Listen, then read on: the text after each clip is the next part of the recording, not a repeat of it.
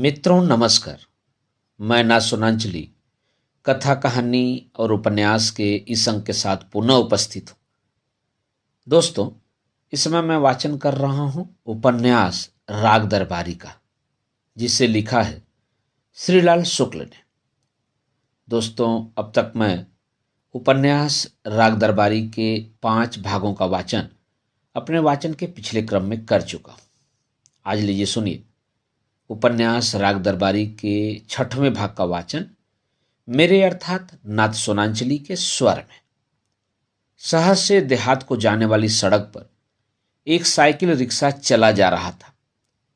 Rickshaw वाला रंगीन बनियान, हाफ पैंट, लंबे बाल, दुबले पतले जिस्म वाला नौजवान था।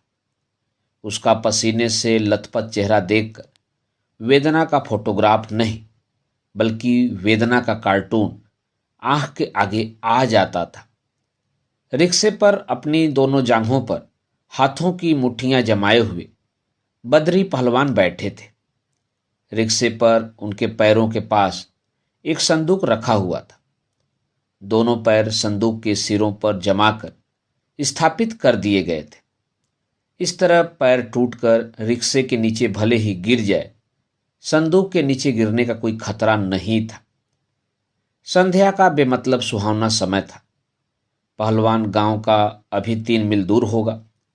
उन्होंने शेर की तरह मुंह खोलकर जम्हाई ली और उसी लपेट में कहा, इस साल फसल कमजोर जा रही है। रिक्शा वाला कृषि विज्ञान और अर्थशास्त्र पर गोष्ठी करने के मूड में न था। वह चुपचाप रिक्शा चलाता रहा। पहलवान ने अब उससे साफ साफ पूछा, किस जिले के हो? तुम्हारे उधर फसल की क्या हालत है? रिक्शे वाले ने सिर को पीछे नहीं मोड़ा। आंख पर आती बालों की लट को गर्दन की लोचदार झटक के साथ मत्थे के ऊपर फेंकर उसने कहा, फसल? हम देहाती नहीं हैं ठाकुर साहब, खास शहर के रहने वाले हैं।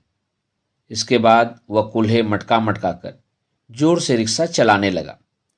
आगे जाने वाले एक दूसरे रिक्शे को देखकर उसने घंटी बजाई। पहलवान ने दूसरी जम्हाई ली और फसल की ओर फिर से ताकना शुरू कर दिया।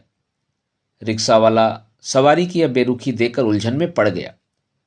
रंग जमाने के लिए उसने आगे वाले रिक्शे वाले को ललकारा, अबे ओ बांगड़ू, चल बाईं तरफ।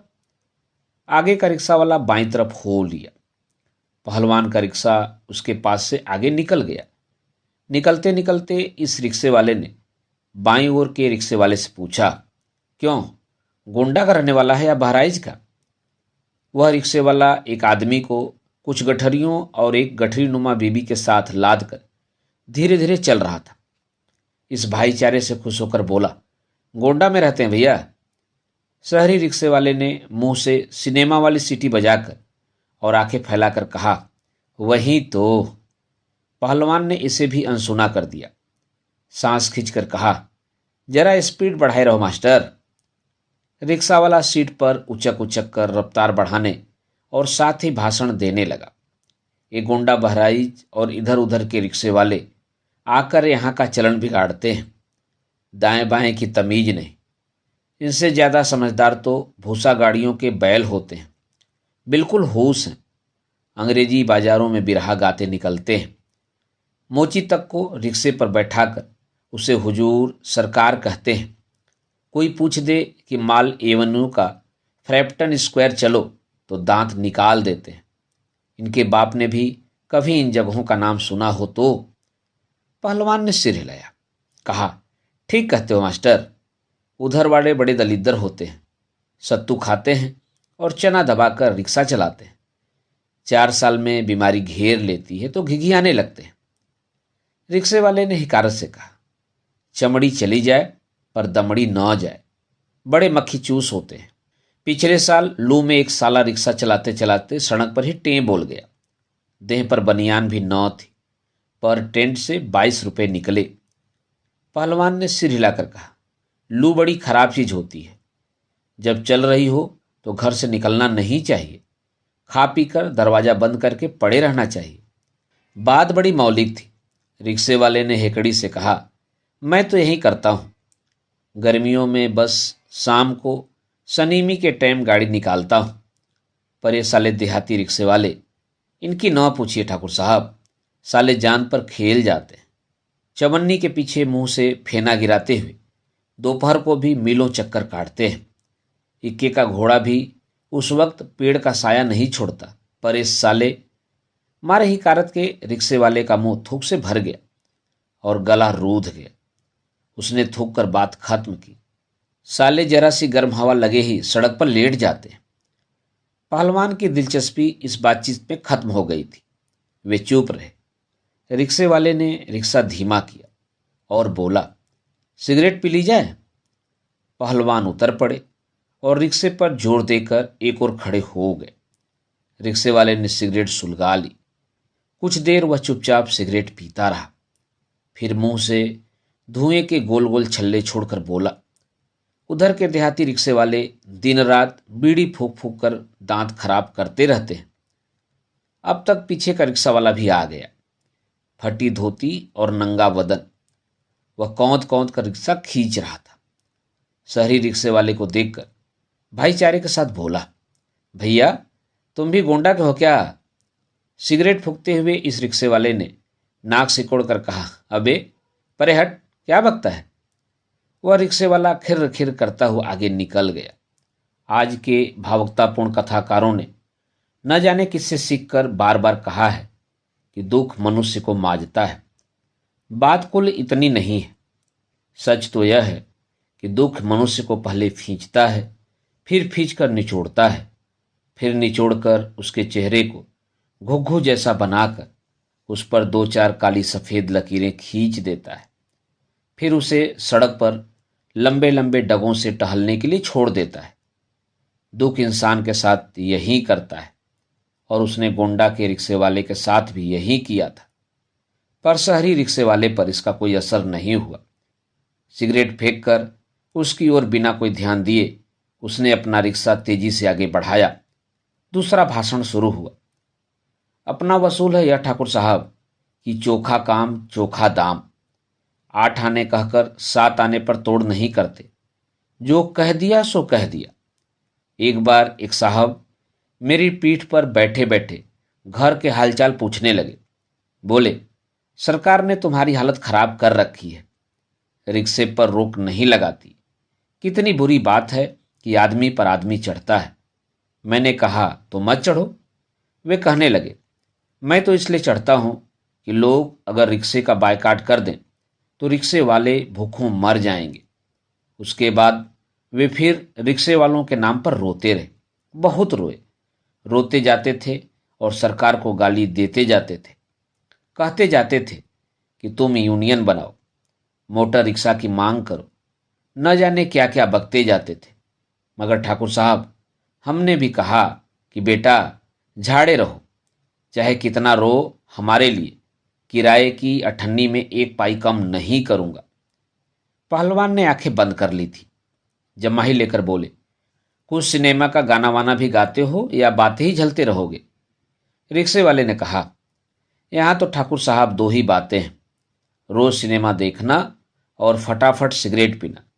गाना भी सुना देता, पर इस वक्त गला खराब है।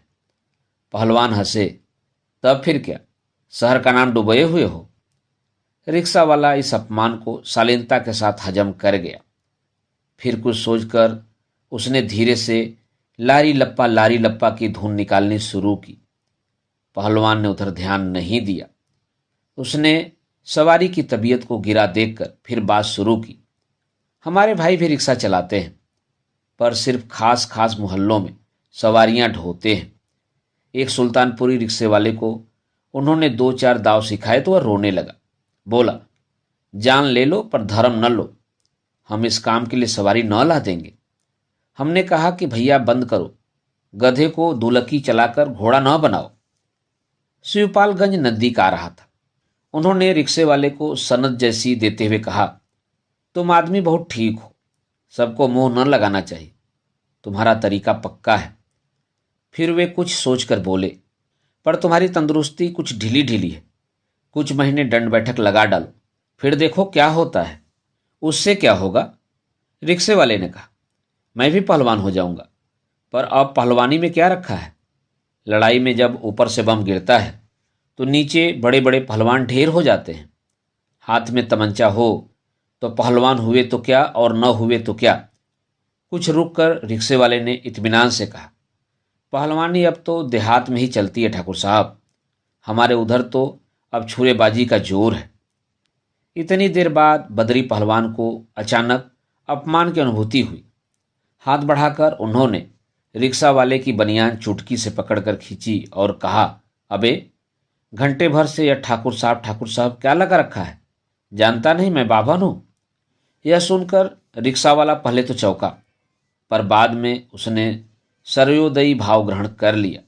कोई बात नहीं पंडित जी, कोई बात नहीं, कहकर वह सड़क के किनारे प्रकृति की शोभा निहारने लगा। रामाधीन का पूरा नाम बाबू रामाधीन भीम खेड़वी था। भीम खेड़वी शिवपालगंज से मिला हुआ एक गांव था, जो अब यूनानो मिस्र रोमा की तरह जहान से मिट चुका था। यानी वह मिटा नहीं था, सिर्फ शिवपालगंज वाले बेवकूफ़ी के मारे उसे मिटा हुआ समझते थे। भीखम खेड़ा आज भी कुछ झोपड़ों में, माल विभाग के कागजात में और बाबू रामाधीन की पुरानी शायरी में सुरक्षित था। बचपन में बाबू रामाधीन भीखम खेड़ा गांव से निकलकर रेल की पटरी पकड़े हुए शहर तक पहुंचे थे। वहां से किसी भी ट्रेन में बैठने की योजना बनाकर वे बिना किसी योजना के कलकत्ते में पहुंच गए थे। कलकत्ते में उन्होंने पहले एक व्यापारी के यहाँ चिट्ठी ले जाने का काम किया, फिर माल ले जाने का। बाद में उन्होंने उसके साझे में कारोबार करना शुरू कर दिया। अंत में वे पूरे कारोबार के मालिक हो गए। कारोबार अफीम का था। कच्ची अफीम पश्चिम से आती थी। उसे कई ढंगों से कलकत्ते में ही बड़े व्यापारियों के यहाँ पहुँचाने की आढ़त उनके ही हाथ में थी। वहाँ से देश के बाहर भेजने का काम भी वे हाथ में ले सकते थे, पर वे महत्वाकांक्षी न थे। अपनी आढ़त का काम वे चुपचाप करते थे और बचे समय में पश्चिम के जिलों से आने वाले लोगों की सोहबत कर लेते थे। वहाँ वे अपने क्षेत्र के आदमियों में काफ़ी मशहूर थे। लोग उनकी अशिक्षा की तारीफ करते थे और उनका नाम लेकर समझाने की कोशिश करते थे कि अकबर आदि अशिक्षित बादशाहों ने किस खूबी से हुकूमत चलाई होगी। अफीम के कारोबार में अच्छा पैसा आता था और दूसरे व्यापारियों से इसमें ज़्यादा स्पर्धा भी नहीं रखनी पड़ती थी। इस व्यापार में सिर्फ एक छोटी सी यह खराबी थी कि यह कानून के खिलाफ पड़ता था। इसका जिक्र आने पर बाबू रामाधीन अपने दोस्तों में कहते थे, इस बारे में मैं क्या कह सकता हूँ, कानून मुझसे पूछकर तो बनाया नहीं गया था। जब बाबू रामाधीन अफीम कानून के अंतर्गत गिरफ्तार होकर मजिस्ट्रेट के सामने पेश हुए तो वहाँ भी उन्होंने यही रवैया अपनाया। उन्होंने अंग्रेजी कानून की निंदा करते हुए महात्मा गांधी का हवाला दिया और यह बताने की कोशिश की कि विदेशी कानून मनमाने ढंग से बनाए गए हैं और हर एक छोटी सी बात को जुर्म का नाम दे दिया गया है। उन्होंने कहा, जनाब, अफीम एक पौधे से पैदा होती है। पौधा उगता है तो उसमें खूबसूरत से सफ़ेद फूल निकलते हैं। अंग्रेजी में उसे पापी कहते हैं। उसी की एक दूसरी किस्म भी होती है जिसमें लाल फूल निकलते हैं। उसे साहब लोग बंगले पर लगाते हैं। उस फूल की एक तीसरी किस्म भी होती है जिसे डबल पॉपी कहते हैं। हुजूर, ये सब फूल पत्ते की बातें हैं। इनसे जुर्म का क्या सरोकार। उसी सफ़ेद फूल वाले पॉपी के पौधे से बाद में यह काली काली चीज़ निकलती है। यह दवा के काम आती है। इसका कारोबार जुर्म नहीं हो सकता। जिस कानून में यह जुर्म बताया गया है वह काला कानून है। वह हमें बर्बाद करने के लिए बनाया गया है। सज़ा तो उस जमाने में हो ही जाती थी। असली चीज़ सज़ा के पहले इजलास में दिया जाने वाला लेक्चर था। बाबू रामाधीन को मालूम था कि इस तरह लेक्चर देकर सैकड़ों लोग क्रांतिकारियों से लेकर अहिंसावादियों तक शहीद हो चुके हैं और उन्हें यकीन था कि इस लेक्चर से उन्हें भी शहीद बनने में आसानी होगी। पर सज़ा भुगत कर आने के बाद उन्हें पता चला कि शहीद होने के लिए उन्हें अफीम कानून नहीं, नमक कानून तोड़ना चाहिए था। कुछ दिन कलकत्ते में घूम फिरकर उन्होंने देख लिया कि वे बाजार में उखड़ चुके हैं। अफसोस में उन्होंने एक आध शेर कहे और इस बार टिकट लेकर वे अपने गांव वापस लौट आए। आकर वे शिवपालगंज में बस गए। उन्होंने लोगों को इतना तक सच बता दिया कि उनकी आढ़त की दुकान बंद हो गई है। इससे आगे बताने की जरूरत न थी। उन्होंने एक छोटा सा कच्चा मकान बनवा लिया, कुछ खेत लेकर किसानी शुरू कर दी, गांव के लड़कों को कौड़ी की जगह ताश से जुआ खेलना सिखा दिया और दरवाजे पर पड़े पड़े कलकत्ता प्रवास के किस्से सुनाने में दक्षता प्राप्त कर ली। तभी गांव पंचायतें बनी और कलकत्ते की करामात के सहारे उन्होंने अपने एक चचेरे भाई को सभापति भी बनवा दिया। शुरू में लोगों को पता ही न था कि सभापति होता क्या है, इसलिए उनके भाई को इस पद के लिए चुनाव तक नहीं लड़ना पड़ा। कुछ दिनों बाद लोगों को पता चल गया कि गांव में 2 सभापति हैं, जिनमें बाबू रामाधीन गांव सभा की जमीन का पट्टा देने के लिए हैं और उनका चचेरा भाई जरूरत पड़े तो गबन के मुकदमे में जेल जाने के लिए है। बाबू रामाधीन का एक जमाने तक गांव में बड़ा दौर दौरा रहा है। उनके मकान के सामने एक छप्पर का बंगला पड़ा था, जिसमें गांव के नौजवान जुआ खेलते थे। एक और भंग की ताजी पत्ती घुटती थी। वातावरण बड़ा काव्यपूर्ण था। उन्होंने गांव में पहली बार कैना, नेस्टर्सियम, लार्कस्पर आदि अंग्रेजी फूल लगाए थे। इनमें लाल रंग के कुछ फूल थे, जिनके बारे में वे कभी कभी कहते थे, यह पॉपी है और यह साला डबल पॉपी है। भीखम खेड़वी के नाम से ही प्रकट था कि वे शायर भी होंगे। अब तो वे नहीं थे, पर कलकत्ता के अच्छे दिनों में वे एक आध बार शायर हो गए थे। उर्दू कवियों की सबसे बड़ी विशेषता उनका मातृभूमि प्रेम है। इसलिए बंबई और कलकत्ता में भी वे अपने गांव या कस्बे का नाम अपने नाम के पीछे बांधे रहते हैं और उसे खटखटा नहीं समझते। अपने को गोंडवी, सलोनवी और अमरोहवी कहकर वे कलकत्ता बंबई के कूपमंडुक लोगों को इशारे से समझाते हैं कि सारी दुनिया तुम्हारे शहर में ही सीमित नहीं है। जहाँ बंबई है वहाँ गोंडा भी है। जिसे अपने को बंबई में संडिलवी कहते हुए शर्म नहीं आती, वहीं कुर्ता पैजामा पहनकर और मुंह में 4 पान और 4 लीटर थूक भरकर न्यूयॉर्क के फुटपाथों पर अपने देश की सभ्यता का झंडा खड़ा कर सकता है। जो कलकत्ता में अपने को बाराबंकवी कहते हुए हिचकता है, वह यकीनन विलायत में अपने को हिंदुस्तानी कहते हुए हिचकेगा।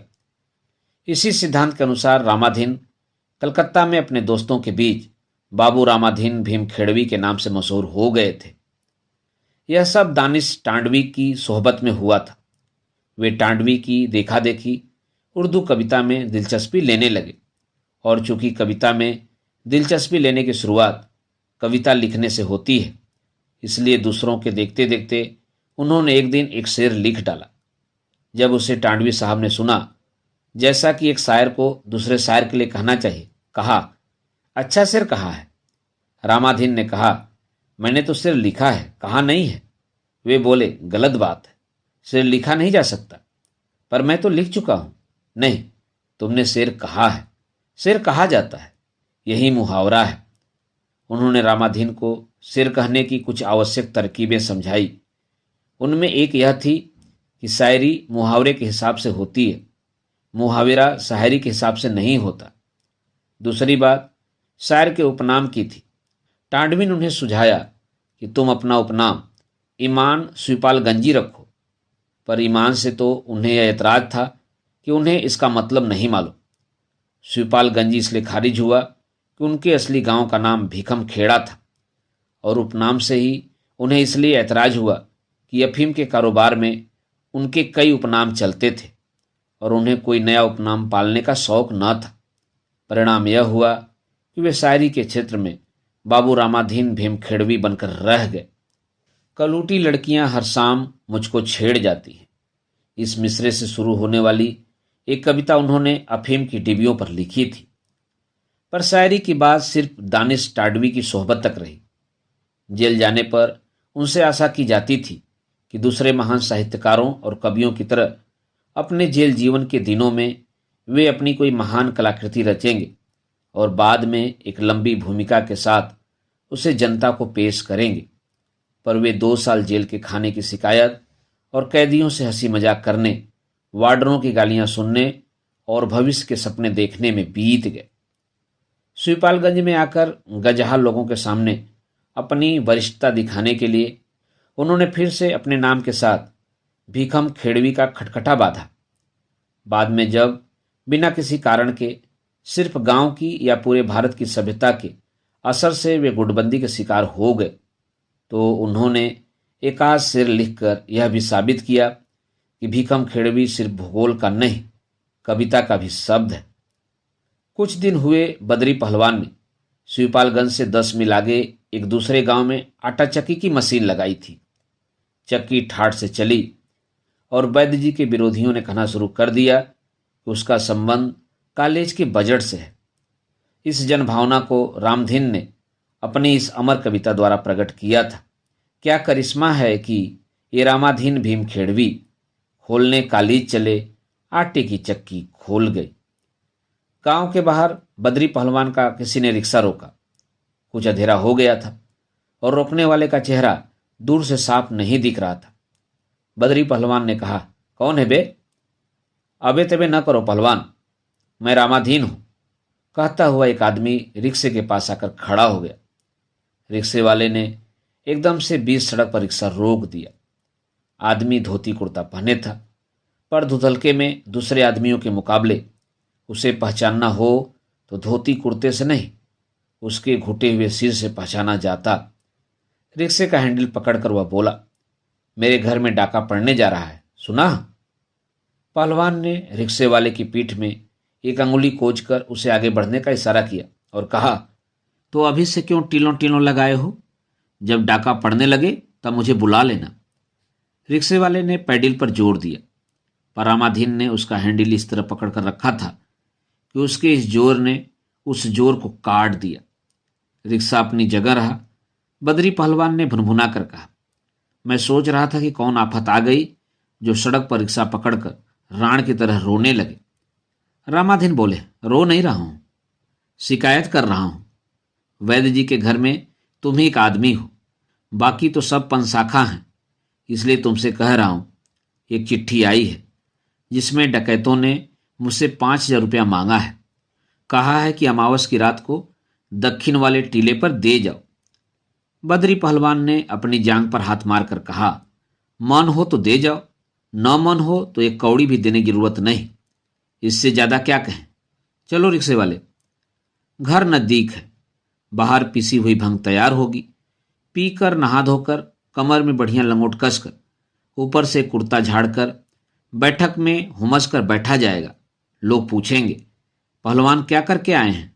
वे आंखें बंद करके दूसरों के सवाल सुनेंगे, दूसरों को ही जवाब देने देंगे। देह की ताकत और भंग के घुमाव में सारे संसार की आवाजें मच्छरों की भनभनाहट से जान पड़ेंगी। सपनों में डूबते उतरते हुए बद्री को इस वक्त सड़क पर रोका जाना बहुत खला। उन्होंने रिक्शे वाले को डपट कर दोबारा कहा, तुमसे कह रहा हूं चलो। पर वह चलता कैसे? रामाधीन का हाथ अब भी रिक्शे के हैंडल पर था। उन्होंने कहा, रुपए की बात नहीं, मुझसे कोई क्या खाकर रुपया लेगा। मैं तो तुमसे बस इतना कहना चाहता हूं कि रुपन को हटक दो। अपने को कुछ ज्यादा समझने लगे हैं, नीचे नीचे चलें आसमान की।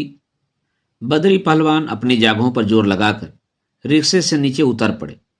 रामाधीन को पकड़कर रिक्शे वाले से कुछ दूर ले गए और बोले, क्यों अपनी जबान खराब करने जा रहे हो? क्या किया रूपन ने? रामाधीन ने कहा, मेरे घर यह डाके वाली चिट्ठी रूपन ने ही भिजवाई है, मेरे पास इसका सबूत है। पहलवान भुनभुनाए, 2-4 दिन के लिए बाहर निकलना मुश्किल है।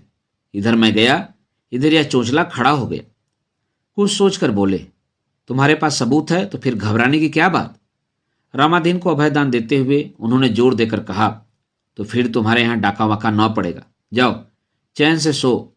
रूपन डाका नहीं डालते, लौंडे हैं, मस्खरी की होगी। रामाधीन कुछ तीखेपन से बोले, सो तो मैं भी जानता हूं, रूपन ने मस्खरी की है, पर यह मस्खरी भी कोई मस्खरी है? बद्री पहलवान ने सहमति प्रकट की, कहा, तुम ठीक कहते हो, टुकाची ढंग की मस्खरी है। सड़क पर एक ट्रक तेजी से आ रहा था। उसकी रोशनी में आंख झिलमिलाते हुए बद्री ने रिक्शे वाले से कहा, रिक्शा किनारे करो, सड़क तुम्हारे बाप की नहीं है। रामाधीन बद्री के स्वभाव को जानते थे। इस तरह की बात सुनकर बोले, नाराज होने की बात नहीं है पहलवान, पर सोचो यह भी कोई बात हुई। वे रिक्शे की तरफ बढ़ आए थे। बैठते हुए बोले, जब डाका ही नहीं पड़ना है तो क्या बहस, चलो रिक्शे वाले। चलते चलते उन्होंने कहा, रूपन को समझा दूंगा, यह बात ठीक नहीं है। रामाधीन ने पीछे से आवाज ऊंची करके कहा, उसने मेरे यहां डाका पड़ने की चिट्ठी भेजी है, इस पर सिर्फ समझाओगे? यह समझाने की नहीं, जुतियाने की बात है।